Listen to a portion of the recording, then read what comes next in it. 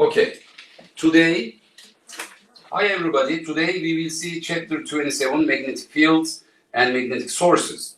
As you will remember, the point charge produced electric field which is homogeneously distributed in three-dimensional spherical shape like that, and once electric field line produced, each lines independently went to infinity, reducing its intensity. We learned that, and the intensity is reduced because A equals K times Q over R squared, remember? And as the distance increases, the electric field intensity is reduced, okay, inversely with the distance squared. But similarly, if there is a current loop or maybe there is a dipole, okay, the magnetic fields are also created. The magnetic fields are also created. But in order the magnetic field created, you need some kind of current or the dipole. So the smallest unit of the magnetic field, okay, is the dipole. So suppose you have a magnet, north and south. If you just break this into two pieces, consider this case. So originally this was north, but now this becomes north and south. If you just divide this into two pieces, now the small piece becomes now north and south. And if you just keep going to the smallest unit, this is what you can get. So the smallest unit of the magnetic field producing system happens to be dipole, but here is the monopole. So, okay, so that's why the magnetic field lines just are round. Once they are created, they have to come back to their original position which are created. Just like here, suppose that this is the Earth. In the Earth center, there is a magma which rotates this way in counterclockwise direction, so that this part is north, this part is south. So from north, the magnetic field lines go out, just like this magnet case, okay? And south, the magnetic field lines come. But whichever has started from north has to come back to south. So you can never have any independent magnetic field lines. Each magnetic field lines will be able to go back to their original position that they are created. So that's why if you get a total flux on a magnetic field region, okay, the total magnetic flux, which is just integral B dot dA, will be equal to 0 because there is no charge. But for the electric field, so for the electric field, if there is an electric field distribution like that and there is a loop of this kind, we would see that E dot dA is not 0 but equal to Q enclosed over epsilon 0. Why is it so? This is Gauss's law, by the way, because you can have magnetic electric monopole, but there is no magnetic monopole. So this is the basic distinction between the two things. But now this is the total flux that you are considering, okay? But you can see that if there is a wire area and there is a magnetic field distribution, the flux may not necessarily be 0 totally, okay? Also, another version of this integral equation, another version is divergence of B is 0 there, but divergence of electric field is just rho over epsilon 0, rho being Q over volume. Okay, so basically this is another version of Gauss's law. Okay, but this divergence of B is 0, but divergence of E is not 0, is given by this. So these are the two basic equations in Maxwell's equations. Okay, which really relates electric and magnetic field lines together. So now, if there is, we know that if there is some kind of charge distribution like that, either on a wire or just itself, automatically electric field is created. But if these charges move with some kind of velocity, magnetic fields are also created. So then if the charges are moving, it means that there is a current passing through there. And then the magnetic field lines will be just round like this, okay? So they will be more stronger, okay? Stronger when it is closer to the wire, but getting less and less strong when you get away from the wire.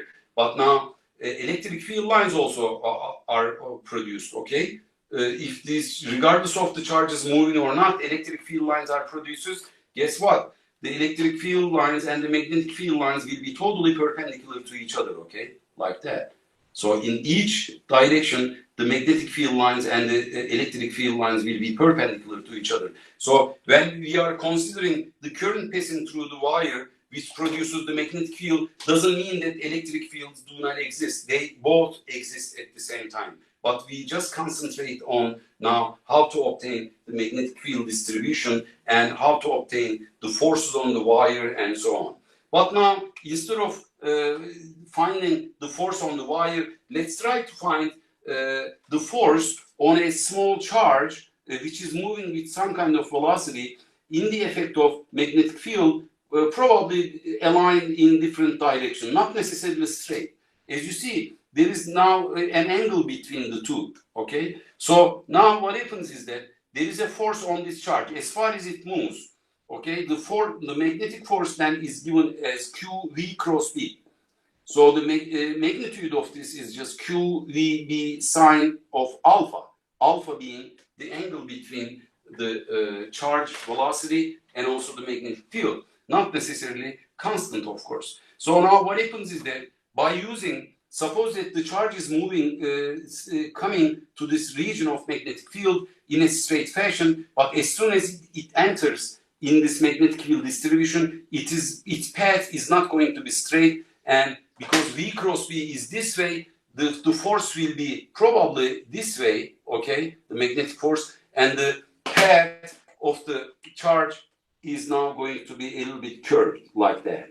So, because of the force. Now, what happens is that if we consider a simple case, suppose that there is a magnetic field in Z direction, and we give an initial kick to this charge in this direction, okay, just totally perpendicular to the magnetic field direction. In this case, do you know what will happen? This will just rotate around it if it is plus Q, okay? So it will rotate in clockwise fashion in the direction of the magnetic field.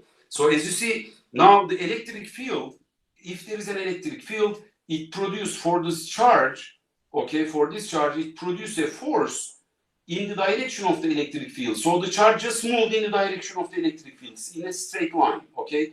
As far as the electric field line is straight, the path of this charge is also straight. So the force, the electric force was given as QE, as you will remember. So the direction of the electric field and also the direction of the force were exactly aligned. But now it's opposite, as you see. The force for this one is just, for this one, for instance, suppose velocity is there, V cross B is inside, so that there will be central force, which is okay, central force, which is balanced by the magnetic force, which is outside the page. So the magnetic force will be balanced by the centripetal force, which is mv square over r. Because they are all perpendicular to each other, we can say that for this case, mv square over r is equal to qvb. From this cancels, and then you can get, really, you can get just r, which is equal to mv over qb, where r is the radius of this circle, okay? So as you see, the radius, which is called Larmor radius, okay, now depends on both two things, velocity and the magnetic field, because the mass and the charge, for suppose this is an electron, the charge is known and the mass is known, you can never change these quantities, but you can change the velocity and also you can change the magnetic field. So what happens is that if you change the intensity of the magnetic field and increase it, the radius will be smaller and smaller. For the intense magnetic fields, so the particles will move like that. Why? Suppose that initial kick for this magnetic field is not sideways, but a little bit up like that. In this case, it will not only rotate but also move in a circular fashion, and it will be like spiral motion. Okay, spiral motion. So because of this spiral motion, the charges will move along the magnetic field lines by rotating, okay, like that. So remember that electric field lines, the charges moves like that, but here magnetic field lines, not only they move along the magnetic field lines, but also they rotate. And the rotation radius depends on velocity and the magnetic field.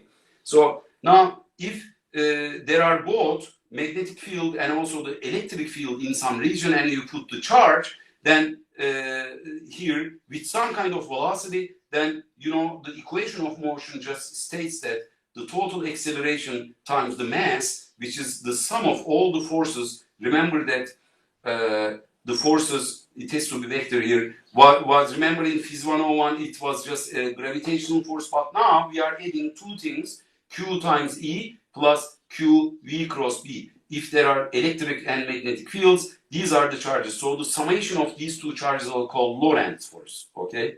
Lorentz force. So depending on the direction and also the structure of the magnetic field and electric field, you can really solve the equation of motion, get acceleration from that, get velocity from this, get position. So it means that you know exactly what's happening with the charge and in what path it moves. You can really control the point that the charge will hit inside a vacuum region, because these experiments can only be done in vacuum, because for small charges you can only make them move when there is a vacuum region. Okay, so basically this is how the magnetic field really is affecting the motion.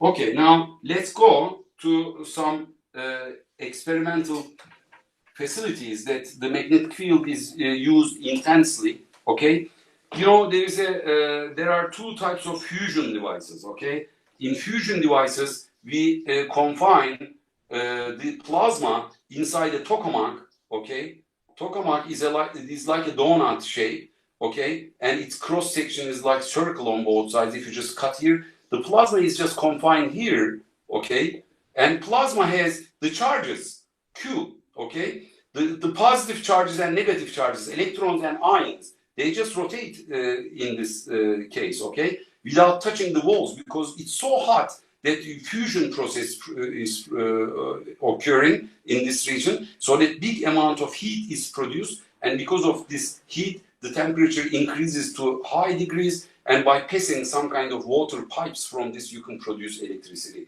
This is for the next generation of energy production by using tokamak and plasma.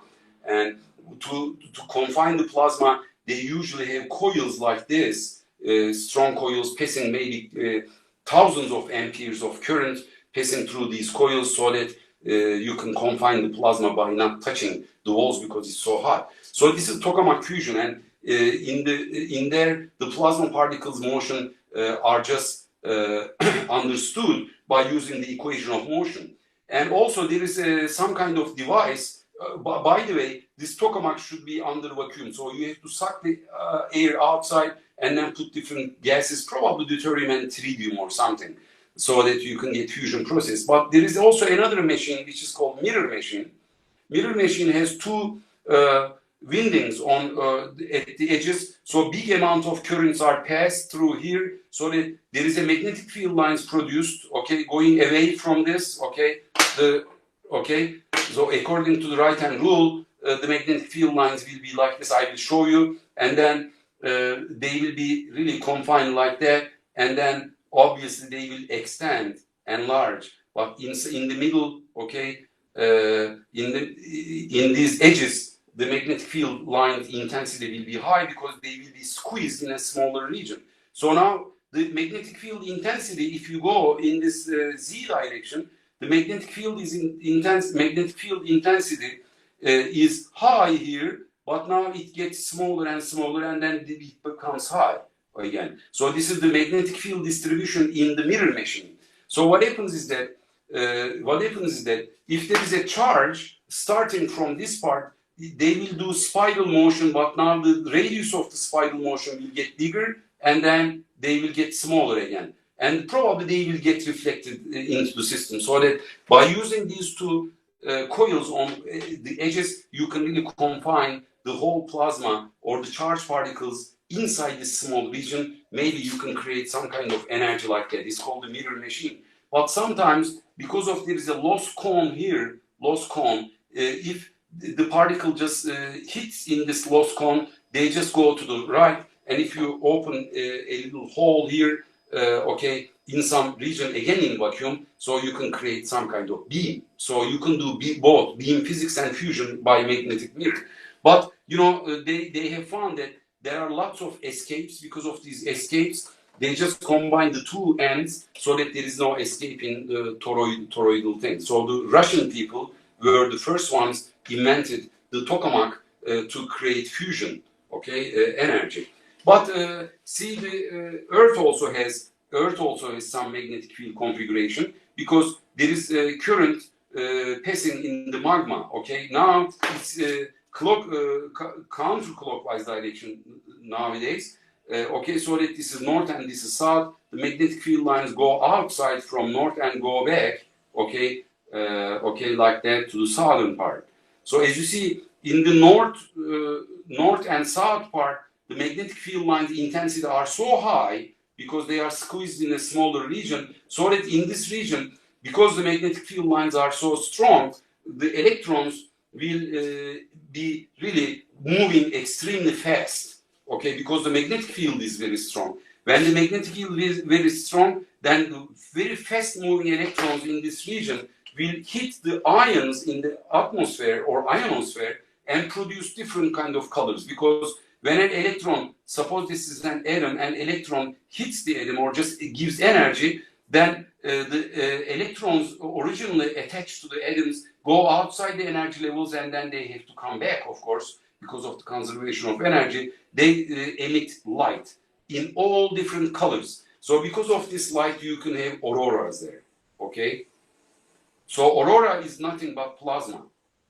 As you see, also the sun is the plasma, sun, okay? Sun is totally made of plasma, very hot charged particles, electrons and protons. Because it's so hot that probably no atoms can survive, it creates a big amount of energy, but also very bad radiation, very strong radiation that go all the solar system. But because now we have this magnetic field distribution, this very strong radiation just go around the Earth, okay? So this radiation is not really affecting our world, okay? So it means that this magnetic field configuration really is protecting us from the radiation, not only coming from the sun, but also from other astrophysical stars, or some big, you know, massive clusters of giant different kind of planets and things like that. Okay, so this is an astrophysical part. As you see, the plasma is everywhere. Now, in our daily life, we observe that. Also, ionosphere includes a low ionized plasma. Now, can we do some experiment in the lab by using a very intelligent machine? Yes, we can. Okay, but we can only do this by using a vacuum. Suppose we have a vacuum region like that. So we suck the air outside by pump, okay, and put inside some kind of gas that we want, okay. Usually inert gases are used because you need a conducting medium. And what happens is that in this Thomson experiment, let's do an experiment, okay. In this Thomson experiment, we found what is E over m is, okay. We found what is E over m. This is very nice because these are physical constants. And in order to get physical constants accurately, you do develop some kind of experiment. So it's in this highly intelligent experiment, we use lots of physics, okay? So first, Edison type of tungsten lamp, okay, a tungsten wire is heated by applying a voltage here. Because of this, there is an emission, ionic emission of electrons. So electrons are emitted from this wire, okay? And of course, there's a little bit light that you can see there. So, but now if you apply some kind of potential difference between the two plates right across this thing and open some kind of holes in the system, okay, and apply plus voltage here and then minus there, okay. So plus here and minus there, okay. There's an electric field this way, electric field to the left, electric field. Because of electric field, this way the electrons will okay, experience a force in this direction, so that they will pass from these holes, but the ones which are just entering in this second hole, just go outside with some kind of big velocities. It's like a beam, you know, okay? So you create a beam like this, passing from this region with some kind of velocity. Now, can we have a little estimation of this kind of velocity? What kind of velocity we're talking about, okay? So, as you see, by using the conservation of energy here, we have only the potential energy, which is just E times V, okay? Because U equals EV, okay? The potential energy is equal to applied potential difference, which is this. And here, there is no potential energy because of this system, but there is a kinetic energy 1 over 2 mv squared. Now, if you just calculate the velocity from here, you can find that the velocity is given by 2e, the applied potential difference divided by m. Okay, so as you see now, if you can somehow determine this velocity, which this potential difference here, you can really get the velocity. Now, how can we measure this velocity? There is a way of measuring this velocity. This is not easy, okay? But now what happens is that we put two plates up and down. Suppose this is upper plate and this is lower plate here, okay? So we put these plates and then apply some kind of other voltage, okay? Suppose that this is plus and minus, okay, plus and minus, so that this plus and minus, there is an electric field again. Here we go. In this region, there is an electric field downward. Now we can also apply a magnetic field totally in this perpendicular direction by putting two coils, for instance. I can put one iron yoke here and then another one there, and then put some kind of wires like windings, some kind of number of windings, so you can create electromagnet. And if it is the north and this is south, depending on the direction of the current, for instance here, if the current is moving this direction, this is north, the magnetic field lines will go up. Now the current direction should be, okay, in totally opposite direction, okay? In this case, the current will be there, but the current will be downward here. In this case, north and south, the magnetic field is created like that. So as you see, in this region, there is an electric field this way, okay? And also there is a magnetic field that way. So now the particle is, the charge is moving with some kind of velocity. It's the electric field and this is magnetic field. So under the effect of electric field and magnetic field, then the charge particle will move. Maybe in some kind of path which is like round or something, maybe even rotating because of the magnetic field. But now we're not really considering if these electrons rotate or not. Actually they do, because there is a magnetic field. Anyway, so now we can really balance the electric force with the magnetic force and make that F equals, okay, F equals QE, which is QVB, okay, QVB. We can do that, okay, by adjusting electric field by using this voltage difference V0, and also by changing the amount of current here, okay, in totally applied in the opposite directions, of course, we can really adjust the magnetic field direction and measure the magnetic field intensity, of course. And of course, the magnetic field lines outside this region will have a little bit curvature, but we are not really interested in this region because everything is happening here. Anyway, so we are assuming the magnetic field is constant in straight fashion here. So in this case, when we can adjust V0 such that QE is equal to QVB, then there is an exact balance, and then when this cancels, you can see that V can be written as E over B. So it means that E is measured, B is measured, then V is measured. So this is equal to E over B. So by using this expression, you can find E over M, which is equal to just E squared over 2, okay, the potential difference that you apply to accelerate the electron, okay, divided by B squared. So now E over M ratio is given by this expression, and now by just adjusting, you can really get this bright light on the screen here, so that you have exact adjustment electric field and magnetic field. Then you can get E over M. Actually, without adjustment, these electrons will hit here on the surface or there, anywhere, right? Like in maybe like that. So they will move like that. But by careful adjustment, you can really do this. Okay. So Also, if you can open a little hole here and then put another vacuum region, you can use electron beam. For instance, electron beams are used in scanning electron microscope, okay, which hit the surface and then get the surface feature, okay. So basically, there is a big amount of application once electric field and magnetic field are used in technology, okay. Okay, so this is the introduction of the magnetic field, how they are produced and what kind of experiments we can do in the lab and what happens in the universe and things like that. Okay, so now let's concentrate on the wire. Suppose that there is a wire that the charges just sit there. You remember that? In this case, there is an electric field is produced, okay, like that, okay, like this. Electric field is produced and they are really going away, okay, from this thing, from this charge distribution. It doesn't matter if the charges are on the wire or not. The electric field just will extend, okay, outside like that, okay.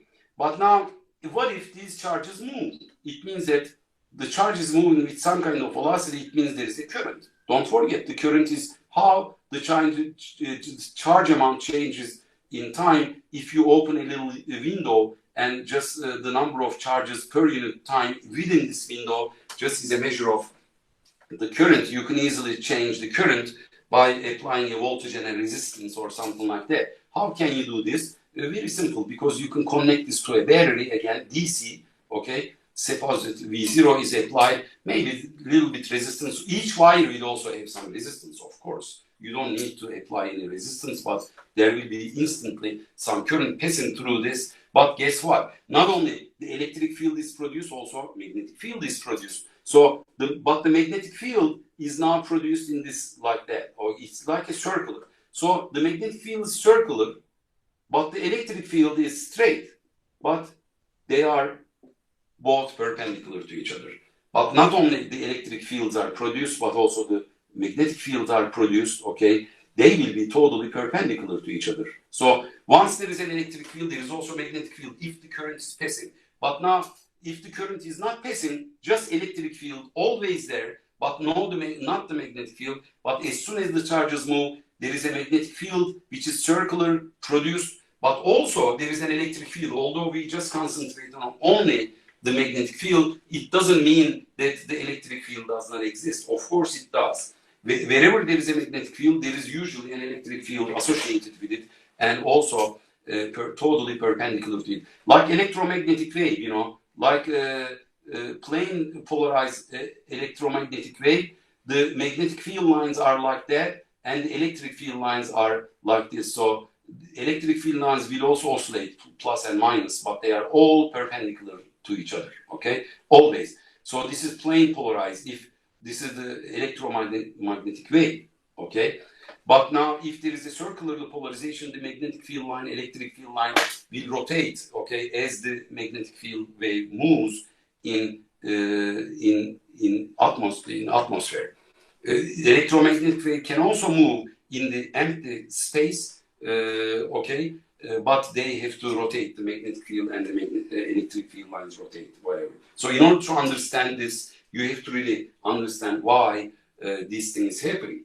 Now, what happens is that, you know, if you now, let's concentrate on the force. Remember that the force for the magnetic field is given by Q V cross B, okay? So the force on the electric field was QE, okay? The force this was electric force, so this is the magnetic force. So now, you remember that. But now, suppose we have a segment of wire, say L, and then you can write velocity as L over T, but Q over T here is written as current, then current times L cross B you will have. So the magnetic force on the wire, will be given as, okay, just I L cross B, okay, if this is L, the distance, okay. But now the L is a vector in the direction of current, okay. Whatever the direction of the current, okay, the L vector also is going to be in the same direction, and this is the length of the segment. So if you want to get the total force on this wire, you have to get the total length okay, put here capital L if the total length is L and get the total force. But you have to be careful because now the direction of the current should have some kind of angle with the magnetic field. Of course, in order to create this, you need a magnetic field distribution. Otherwise, this current passing through a wire in which there is no magnetic field really will not experience any force. So don't forget, B is external magnetic field. External magnetic field. But this magnetic field that is created from the current is internal magnetic field. So this is just a self-magnetic field. So this magnetic field is self-B field.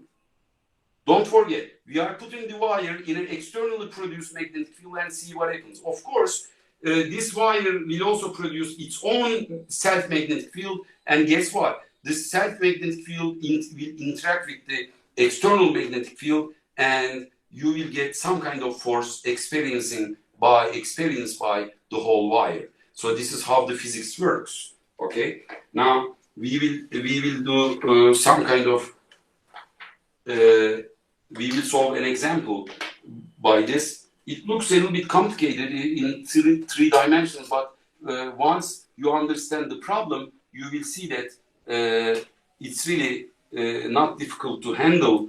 Even this kind of complicated problems can be done easily if you are really careful with the geometry and everything. So suppose that we have now this direction of z there and then x there, okay? So x direction is extending here and z there. And obviously if this is x, this must be y, okay? So y is this. So that x cross y gives you z. It's correct. So all of these x's are really 90 degrees to each other. Now, what happens is we put some kind of wire, we just put the wire like that in this direction and then put in a semicircular fashion, okay, and then just extend it to the right. So we pass a current, okay, we pass a current. We can do that by connecting this wire to a power supply. It's easy. But as you see, this part is just 90 degrees. It's perpendicular to this direction. So now we also apply an external magnetic field which is in this direction. So the magnetic field direction which is applied is going to be in this direction. As you see here, totally aligned with the current, but here perpendicular, so that now it's going outside from this surface. So the same value at each point, by the way, constant magnetic field, but here totally perpendicular. So this is also 90 degrees there. Okay, so now the magnetic field, if you just look at the segment, the magnetic field will also have 90 degrees, so that we don't need to consider the sign alpha, because in each segment we will calculate now the total force. So say this is segment number 1, this is segment number 2, this is segment number 3. Now in this first segment, okay, in the first segment, the magnetic force is 0. Why? Why? Because the direction of the magnetic field and also the direction of the current are aligned in z direction. One is in plus z, the other is in minus z, so that the angle between them is 180 degrees, but sine of 180 degrees is just 0. Because why? Because remember that F equals I L B sine alpha. If there is a vector product, this is what you get. This is the magnitude of the magnetic force.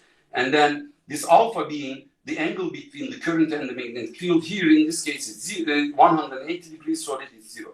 So don't forget we are using this, but for each region 2 and region 3, alpha is 90 degrees for segment, okay, segments 2 and 3. So we don't have any alpha dependence here, so that for segment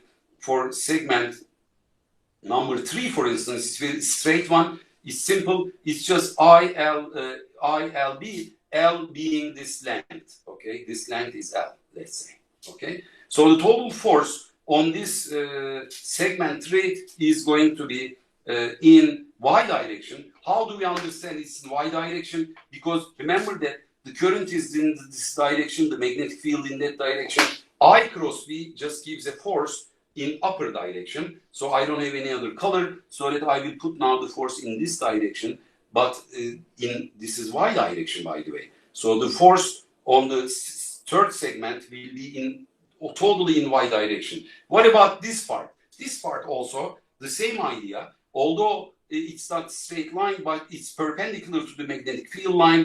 At each point, the force again will be aligned in y direction by using I cross B business. So the force is just L I cross B, okay? But L now is not straight. You have to be careful how to obtain this. Now, to solve segment 2, okay? Segment 2, we just concentrate on this by looking from this side, okay? Suppose that your eyes are looking from this side, and this is exactly what we see, okay? So here is our wire.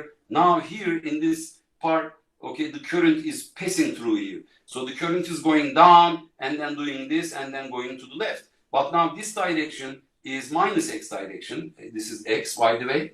Okay, this x, just like here, x. Now this upper direction is y, as you see. Okay, this is the reason that we chose this, because I would like to show you something. Because now, because it's round, it's not straight, it's not easy to find the total force on this wire.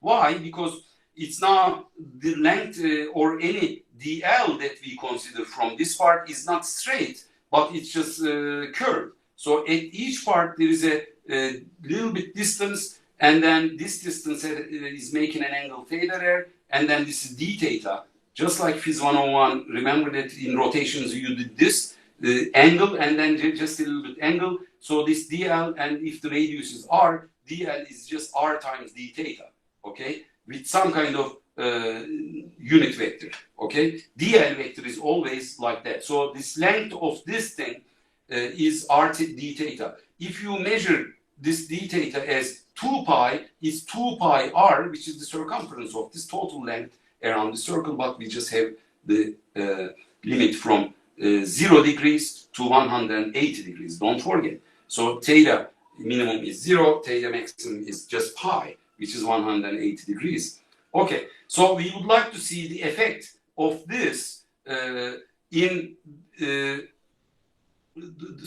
what about the magnetic field distribution here? As you see, magnetic field is now passing through upper direction, but here now the magnetic field is going up.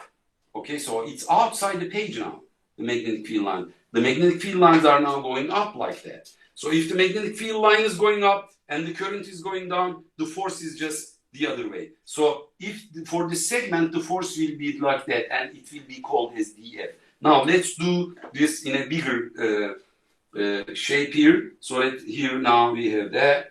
So now this is center of this circle. So we have just dF there due to this dl. Okay, this dl.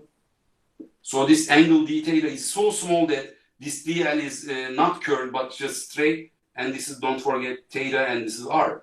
So df now has two components, dfx and dfy, basically. Why? Because this is y direction and this is x direction. So we have to consider both components, x and y components of this force. Now, this angle theta there also, the same angle.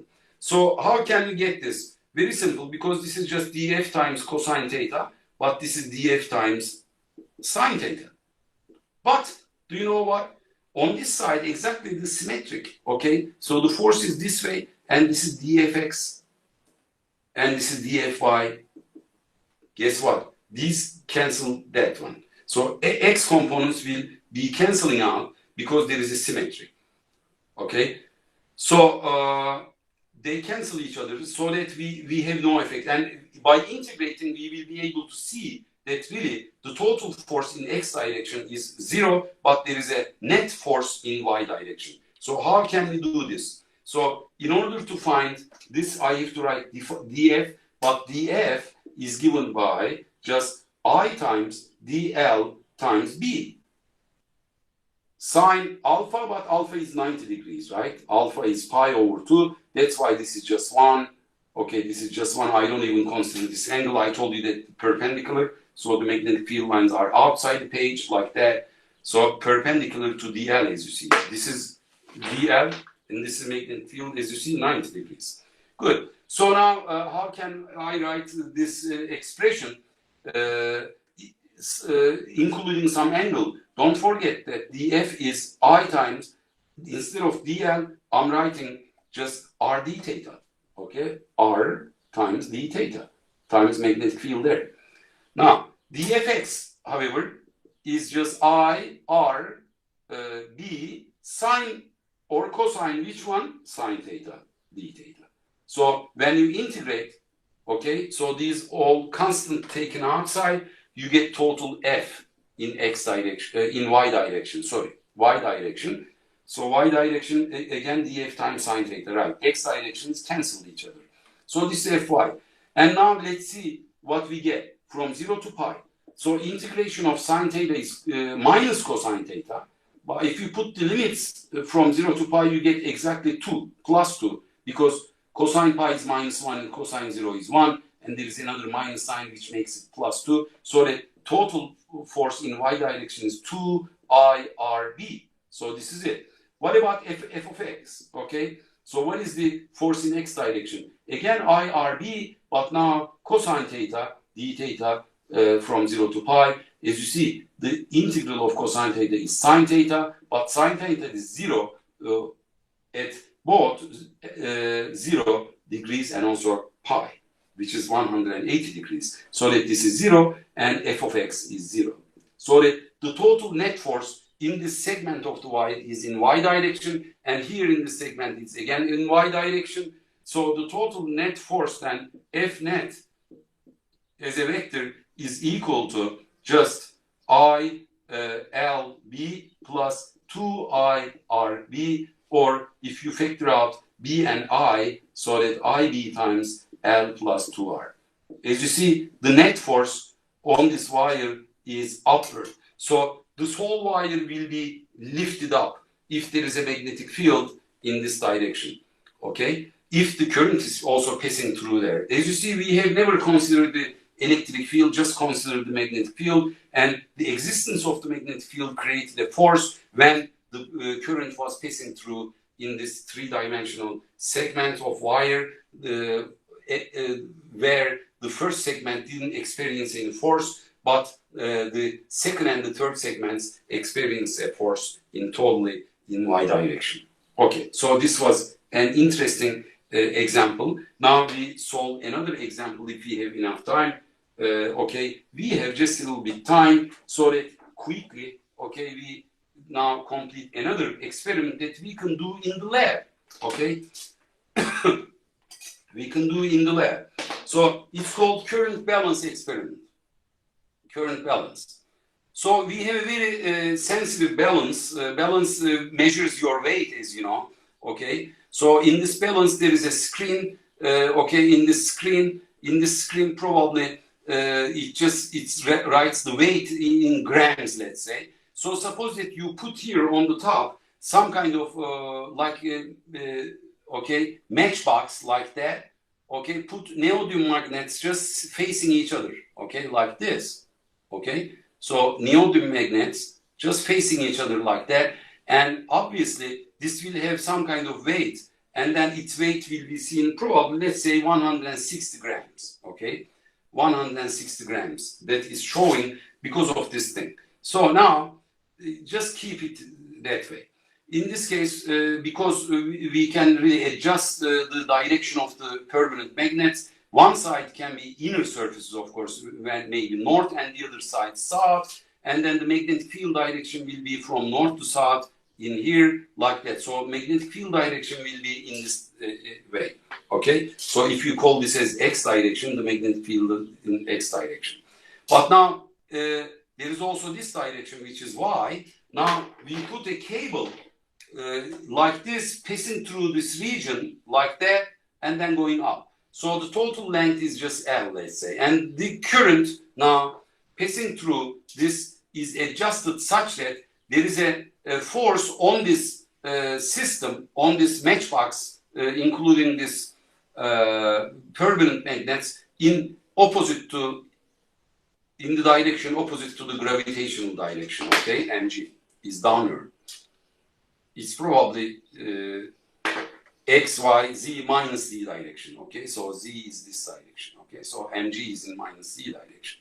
Okay, so we pass a current, but now if the magnetic field is this way, and the current will be either to the right or to the left in this region, these regions do not matter because they don't experience any magnetic field, no force. But here there is a big amount of force, but we would like to do the force such that it's opposing to the gravitational force, so we want it to be in this direction. So the magnetic field force should be in this direction, opposing to the gravitation, so that probably we can reduce the weight of the whole system.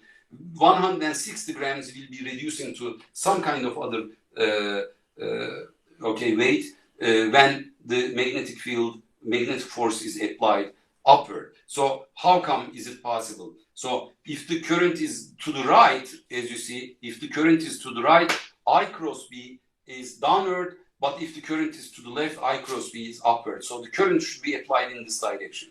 So we apply a current, and then there is a magnetic force, and the magnetic force is just given as just ILB, okay, L being the distance between the permanent magnets, usually a few centimeters, okay, and the current in the order of 10 amperes or 5 amperes, whatever. So now it is totally balanced by mg, okay.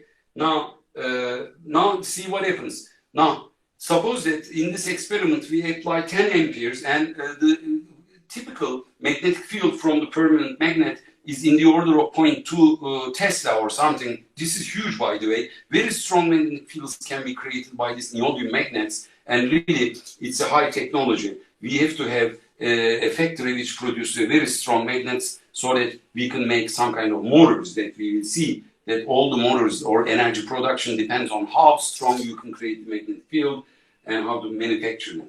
Anyway, so magnetic field is given by this value, and the current is 10 amperes, and let's say that L is 5 centimeters, okay? So 5 centimeters is just 0.05 meters, so that if you put the magnetic force, it's just ILB, and it will be 10 times 0.2 times 0.05, which gives you 0.1 Newton, okay? But this 0.1 will be equal to mg, or this kind of force will be created in upward direction, okay? It's the force opposing to, okay? This is the force that is created by the magnetic force. They say the magnetic